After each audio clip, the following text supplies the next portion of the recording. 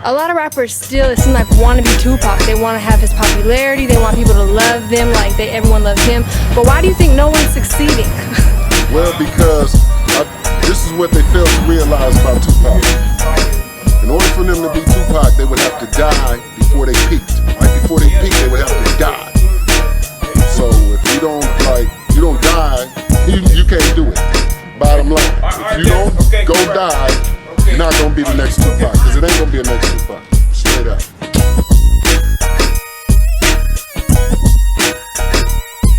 We can't do that yet, but I bet we'll chill. Candyman, tell him the truth. We'll still end up knocking the boot. Yo, it's me, the original boot knocker, Candyman. And I'm rocking with my homeboy Gab on MAKAVELI Media. And guess what? We'll still end up knocking the boots.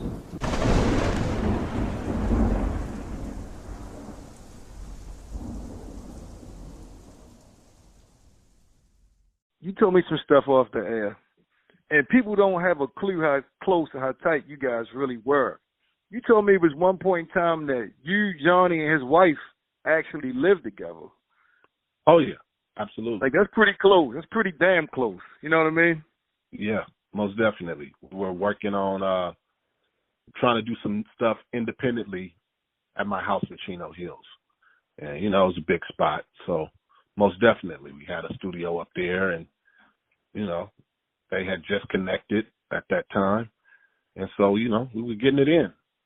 Definitely. Well, how did Johnny J wind up meeting Tupac? Through a guy named, everybody knows him now, Big Syke. Big Syke is on my first album on a skit called Today's Topic. So Syke has been in the picture before we knew Tupac. But Syke is the reason. He's the person that brought. Syke would hang with us.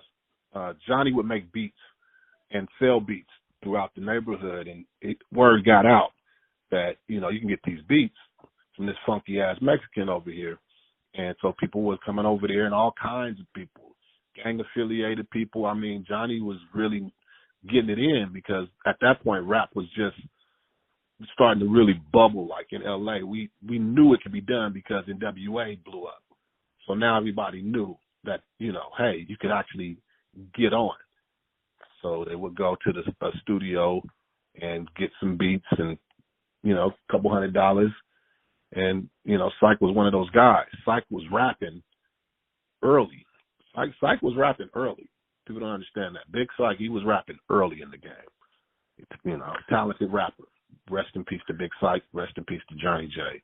So we had all those pieces of the puzzle before Tupac was brought up. And I think at that time when we was doing it, 88, 87, 86, Pac was with Digital Underground during some of those years before, he got put on to do his thing.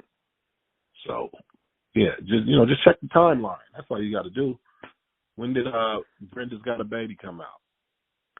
Right. So you told me a funny story about Tupac. I'm gonna let you tell it to the audience. Did you have any run-ins with Pac? Like, you remember meeting Tupac out and about? I know what story you're talking about. That was hilarious. Yeah. So my first run went after Pac had really started his reign of terror. Because Pac, it took a minute before he really caught his stride. But I'm going to tell you, when I first knew it was a rap is when I Get Around dropped. I was like, oh, that's the one. First time I heard that on BET, I said, that's the one. And it was with Shock G and Money B. I was like, that's a hit. Not that Brenda's Got a Baby and all the other ones weren't good on the first album, but strictly for, Strictly for My Niggas? Yeah, it was the second album. And I don't even know if that was the first single. Was that the first single off Strictly for My Niggas? I'm not sure, but it's definitely. I don't think it was. I don't think it was. The most memorable single of Strictly.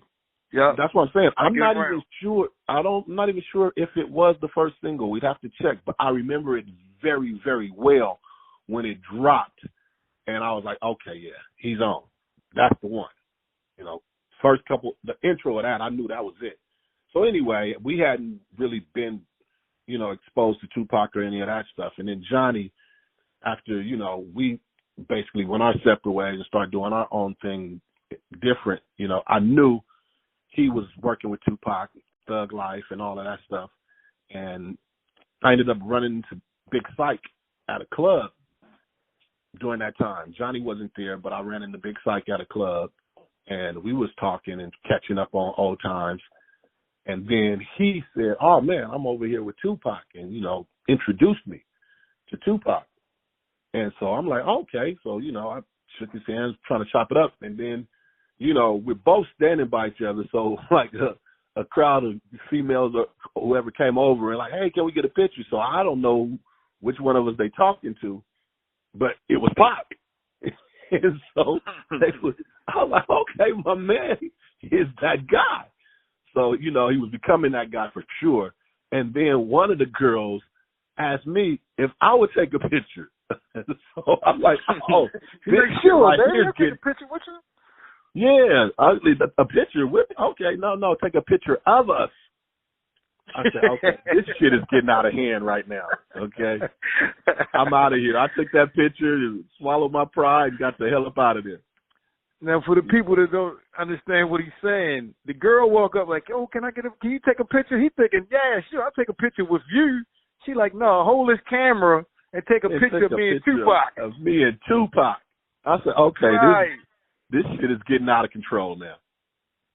So, yeah, I love it. There was, I'm happy for any and everybody. I know my place in the history books, but it was dope because I knew at that point in time, like, you know, he's here. He's coming. He's coming. No doubt about it, bro. Now, watching, you know, some of your old crew, Syke, like you said, Thug Life, Johnny J, watching them bubble with Pac and blow with Pac, you know, you had to feel, you know, connected, like you said, in a sense, right? Because these are your guys, basically, right? Guys that came up with you. But to see that ride from beginning to end, like Tupac's tragic end and ultimately what happened to Johnny J, what kind of roller coaster was that for you? Well, it was, I'm always proud.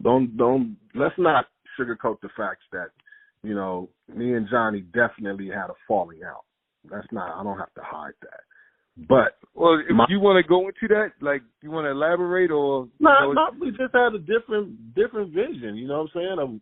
You know, it's too close now. And then once you start putting the elements of the girls that you're with involved, and them maybe clashing and not getting along, it gets to where it's besides just us, just Johnny and myself. It started to become where other people and headbutting and all of those things, and somebody's in my ear, somebody's in his ear, and that's not just with the girls, that's with crews and people picking sides, all the usual dumb things that happen when there's two talented people that can both do what they do individually. So, yeah, right. It was just, you go your way, I go my way, but I know the tree. I know it comes from the Candyman tree. You know, I know who put who on. It's not the other way around. You know, Johnny didn't come get me to grab a record deal. You know what I'm saying?